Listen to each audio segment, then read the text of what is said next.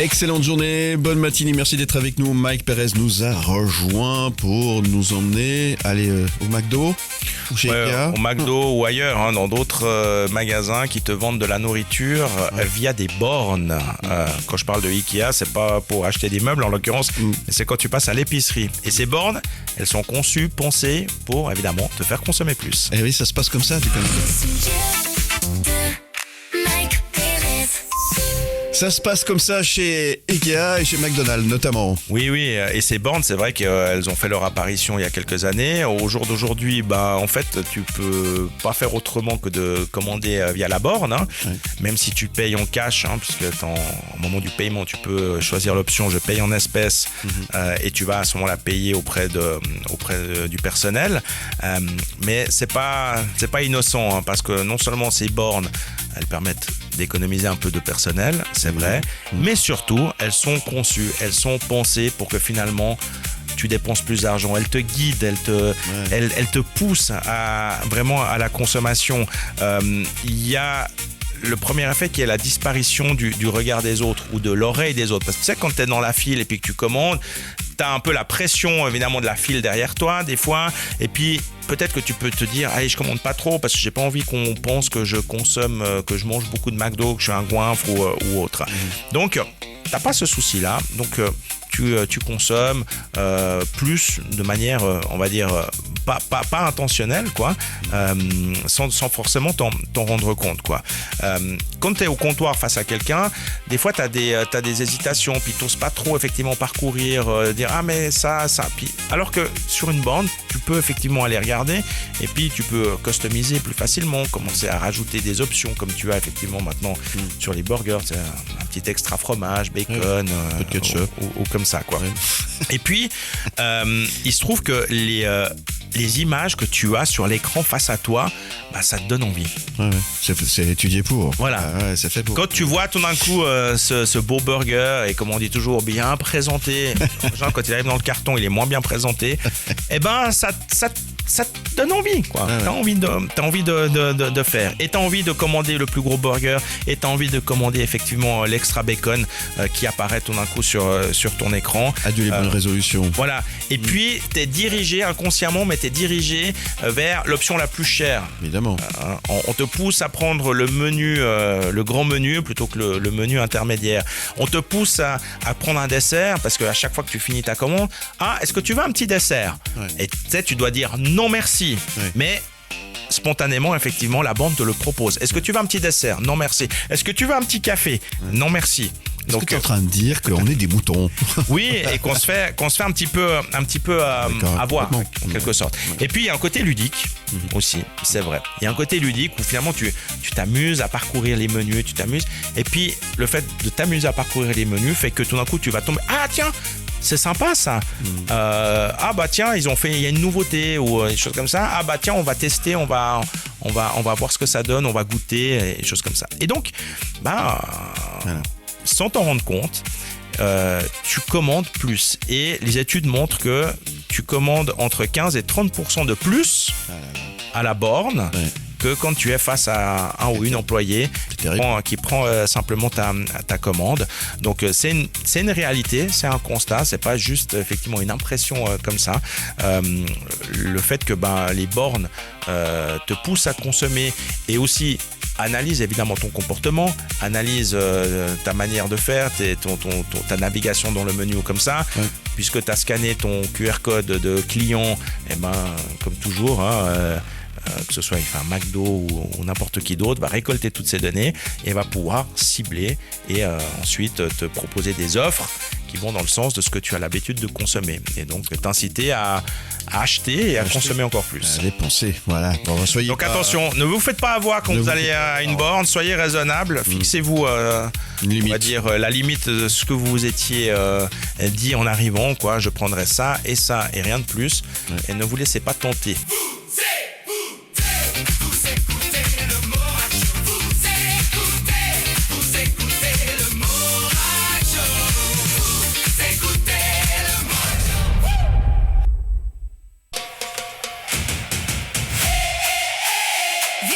De la Coupe du Monde de football dans le Morag Show. Très bonne matinée, merci d'être là Mike Perez. On va faire une parenthèse sport, parenthèse football, et on va pas parler des images Panini, c'est déjà fait. Non, mais on parle quand même toujours de la Coupe du Monde. Ouais, on parle de la sélection suisse aussi. Ouais, cette semaine on a découvert les sélectionnés, les heureux élus qui vont aller aux États-Unis, au Canada et au Mexique pour y disputer la Coupe du Monde. Alors on va pas épiloguer sur la sélection de Murat Yakin parce que je pense qu'elle correspond à la réalité. Il y a eu des discussions par rapport à l'absence de certains joueurs tels que Alvin Sanchez qui revenait en forme, le joueur qui a été formé au Lausanne Sport et qui finalement n'a pas été retenu. Mais disons que c'est pas ça qui m'a le plus dérangé cette semaine parce que les Romans sont bien représentés dans la sélection. C'est plus la manière dont cela a été fait après coup. Alors l'ASF, l'Association Suisse de Football, a eu une manière assez sympathique et originale de dévoiler cette sélection sur les réseaux sociaux lundi et mardi, en début de semaine donc. Ouais. Et puis mercredi, Murat Yakin s'est présenté devant la presse pour expliquer ses choix. Et voilà, c'était un moment quand même assez attendu. C'est important, ouais. Voilà. Et moi, ce qui m'a dérangé, c'est que pendant cette présentation, l'ASF a mis en avant cette volonté de dire « Nous sommes la Suisse, nous représentons toute la Suisse ». Le slogan, en fait, utilisé actuellement par l'ASF, qui se décline dans les 4 langues nationales, c'est en allemand Wir sind Schweiz, qui est traduit par Nous la Suisse en français.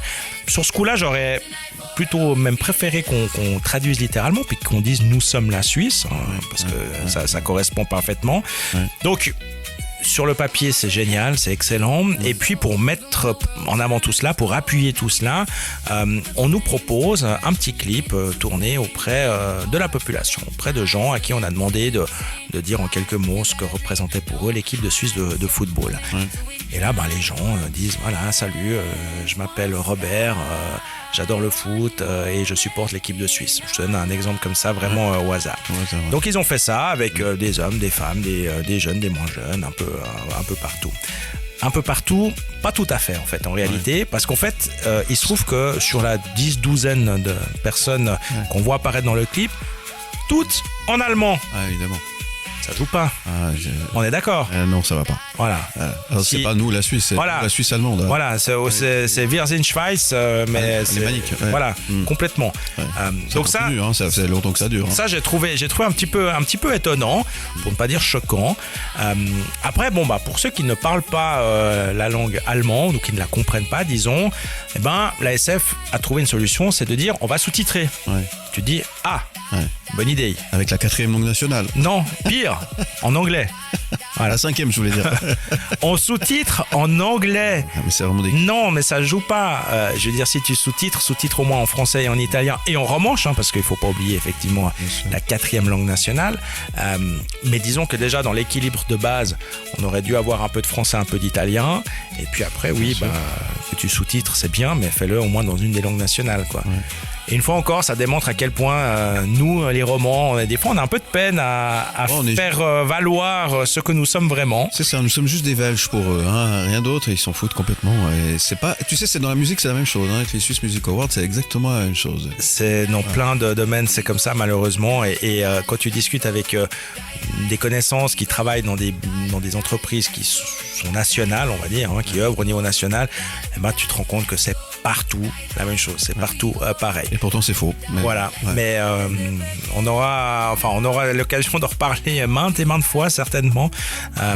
Mais voilà, moi c'est vrai que je défends cette minorité romande, je défends cette minorité francophone, mais c'est extrêmement compliqué et difficile de faire entendre sa voix et d'exister effectivement quand tu es gouverné par des Alémaniques et je dirais même pire, par des Uriquois, parce que c'est le sommet, quoi. Mais voilà, bref, c'était mon petit coup de gueule par rapport à ça. Sinon, l'équipe de Suisse va entamer sa préparation pour cette Coupe du Monde, pour parler de foot bien. Quand même, voilà.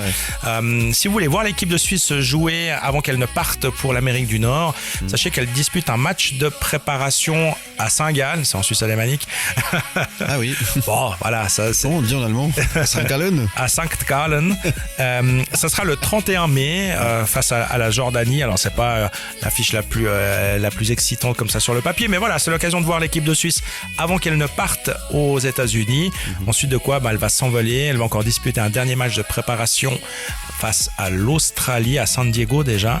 Et ensuite la Coupe du Monde. Pour la Suisse, ça commence le 13 juin. Oui. Ça sera face au Qatar. Ce qui est bien, c'est que la Suisse... C'est un vendredi ou non? C'est un samedi. C'est un samedi. Très bien. Samedi. Bon. Ce qui est bien, c'est que la Suisse, elle joue ses 3 matchs de groupe, phase qualificative, à 21h heure suisse. C'est bien, à chaque fois. Voir les matchs. Ouais, exactement. Ouais. 13 juin, c'est un samedi, c'est contre le Qatar. Ensuite, le 18 juin contre la Bosnie. Le 24 juin contre le Canada. On aura l'occasion d'en reparler d'ici là, quoi. Bon, c'est jouable ou pas? Oui. Si la Suisse ne finit pas première de son groupe, pour moi, c'est une déception. Okay. Je le dis déjà. D'accord, très bien. C'est ce que je voulais t'entendre dire. C'est parfait. Mais on en reparlera, promis. Je peux te dire que je reviendrai sur le sujet. C'est clair. Merci, Mike. On se retrouve.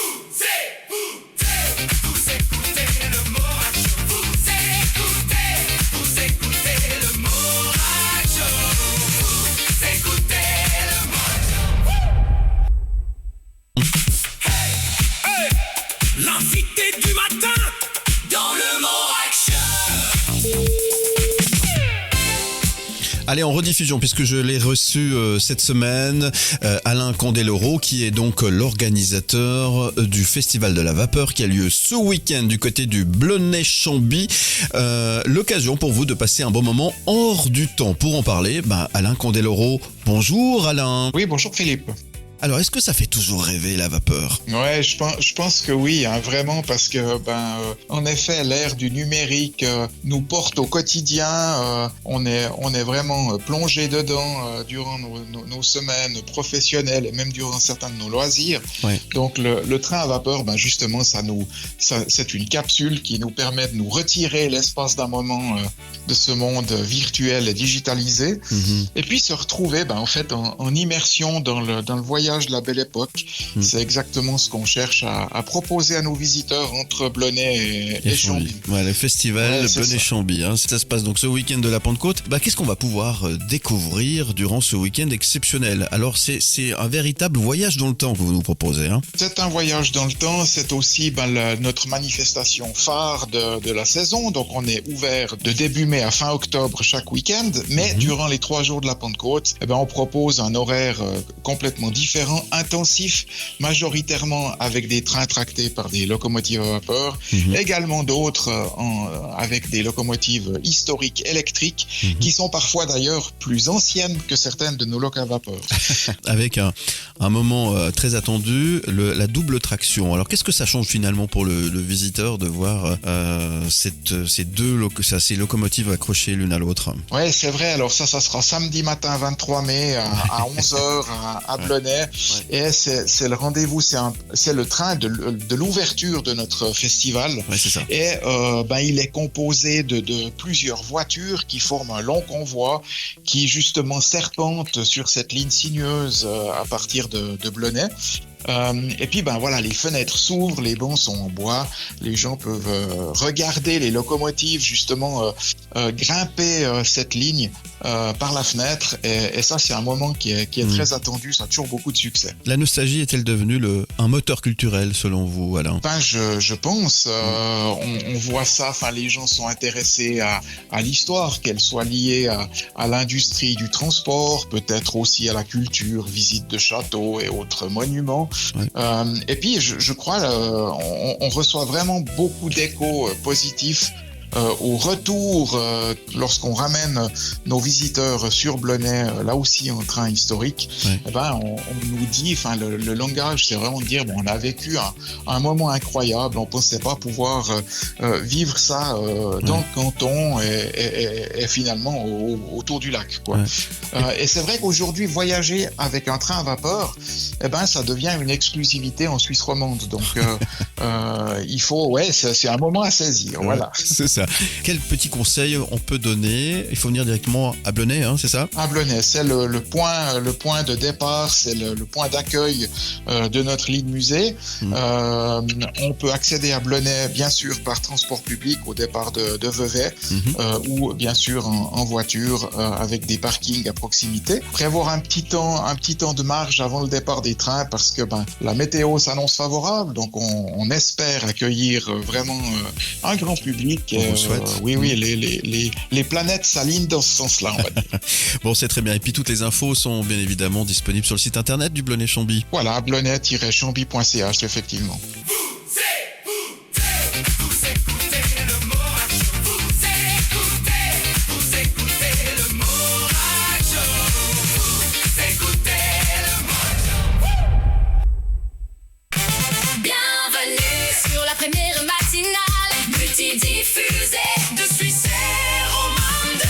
Excellente journée, merci d'être là. Mike Perez est avec nous et il nous parle du pape.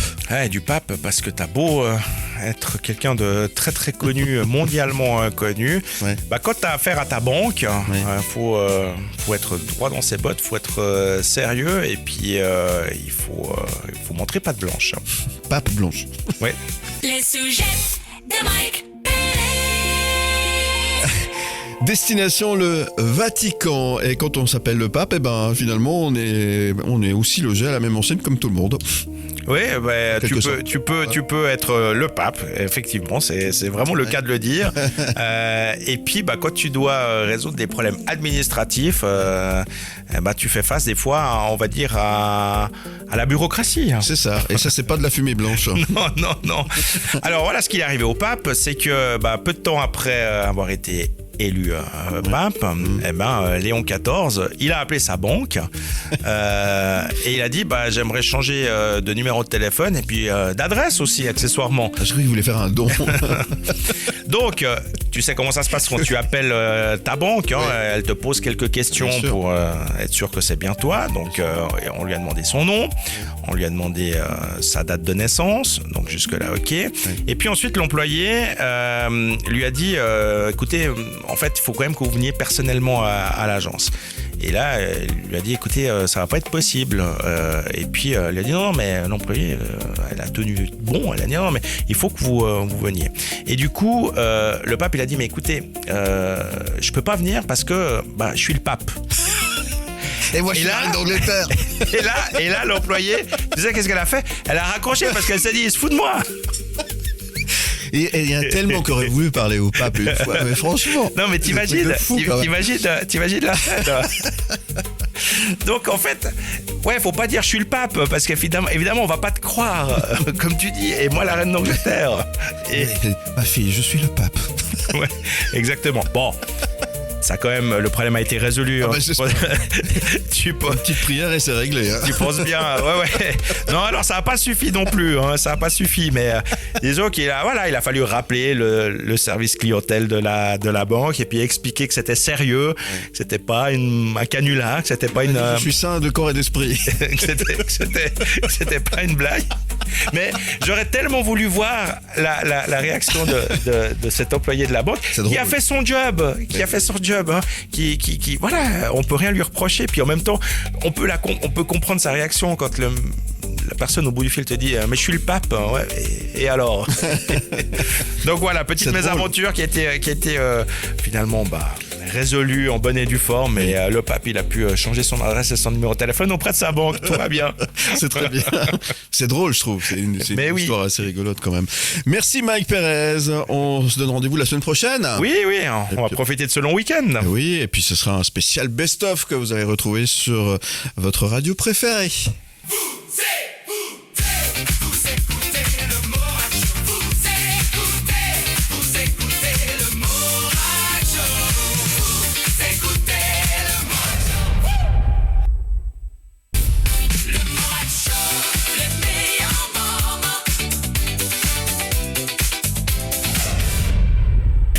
matinée, merci d'être avec nous. Il est l'heure de retrouver Vanny. Bonjour Vanny. Bonjour à tous les deux. Comment ça va ce matin? Très bien, et vous? Oui, Mike, il a aussi envie de déguster du vin ce matin. Ouais, pour une fois, je suis là. Je reste pour la chronique. Bah oui, j'ai vu que tu avais amené la paille, ça c'est pour la bouteille directement. La chronique de Vanny.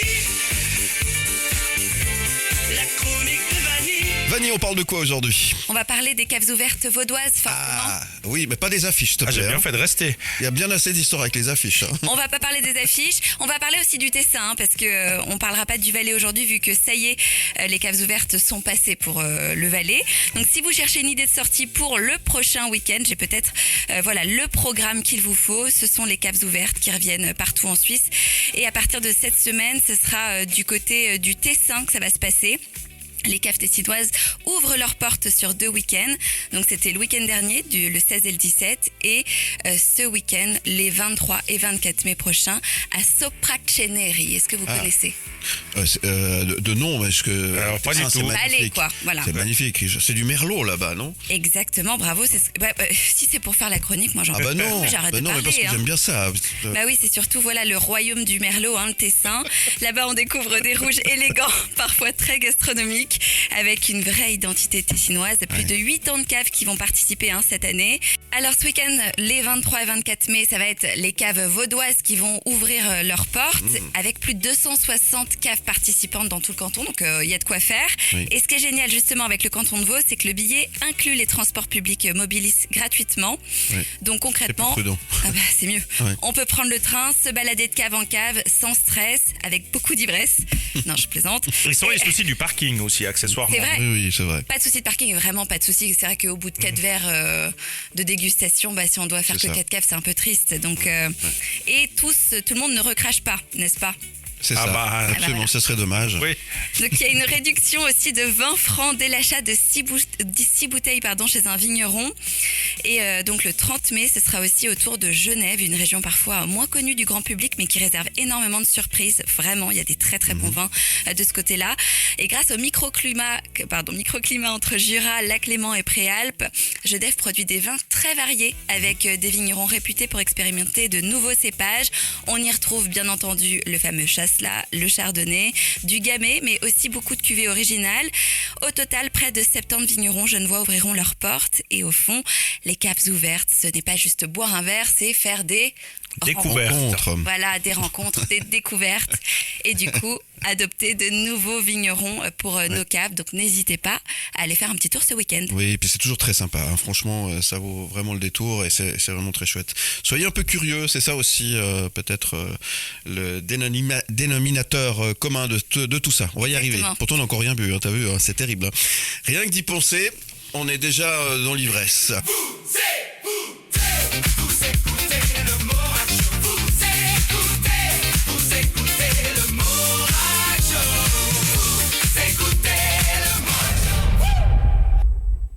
Bonjour Claude. Et bonjour. Les coups de cœur gastronomiques. Les coups de cœur. Les coups de cœur. Knut, nous étions dans le canton de Neuchâtel, on reste dans cette région, mais on va dans le canton du Jura. Exactement, on pousse, on est tout près du canton de Neuchâtel, on n'est pas loin de la Chaux-de-Fonds et on va s'arrêter un peu plus loin dans les Franches-Montagnes. Il y a un paysage fantastique, surtout au printemps, tout est vert tendre, c'est absolument remarquable. Et puis il y a là dans cette verdeur incroyable, dans cette nature fantastique, il y a un endroit que j'aime beaucoup qui s'appelle, alors c'est une petite localité, le Boéchet, et au Boéchet, il y a un miracle de petit restaurant qui s'appelle le Paysan Horloger. Tiens. Alors le Paysan Horloger, il faut dire que c'est une maison toute blanche, on pourrait être en Irlande ou en Écosse. C'est une petite maison toute blanche, et quand je dis petite, c'est vraiment petit, et pourtant, elle abrite d'abord un petit musée au sous-sol, un musée des paysans horlogers, puisque à l'origine, autrefois, les paysans du coin l'hiver était aussi horloger. Au rez-de-chaussée, il y a un restaurant et puis au premier étage, il y a, je crois, 4 chambres, des chambres tout en béton, brutes, très très belles, très très agréables, très très reposantes, qui s'ouvrent sur cette nature tellement belle et tellement poétique des Franches-Montagnes. Et puis dans ce paysan horloger, eh bien, c'est Bastien et Monica Mera qui agissent, lui est en cuisine, et c'est une petite salle à manger. C'est une vieille maison, mais c'est très moderne. Il y a plein, par contre, d'outils d'autrefois. Enfin, il y a des objets qui rappellent la tradition horlogère de la région. Et puis, figurez-vous qu'on y mange des choses très très belles parce que ce sont des produits de saison. On a en ce moment, par exemple, on a une mousse de Belay au cognac. On a une salade César qui a été construite, qui est retravaillée par ce chef. Qui a été obligé de revenir en Suisse, qui est de la région, mais qui a été obligé de revenir en Suisse à cause du Covid. Et puis on peut s'en réjouir parce que du coup, c'est en Suisse qu'on en bénéficie. On bénéficie de son talent. Il y a des ravioles d'artichaut de Sicile aux agrumes. Il y a un rable de lapin des Franches-Montagnes qui est fourré aux pommes et aux raisins. Enfin bon, tous avec un jus à l'ail des ours. Bref, je ne vous en dis pas plus. Cet endroit est plein de charme. Il est insolite. Il est méconnu, oui, mais mérite absolument d'être découvert. Eh ben écoutez, grâce à vous, les choses vont changer. En tous les cas, ça donne bien envie d'y aller. Merci beaucoup, Knut Wander, pour cette autre découverte gastronomique que vous nous avez proposée aujourd'hui. On se retrouve la semaine prochaine, mon cher Knut. Avec plaisir. Un bon week-end à vous. Très bon week-end. Au revoir.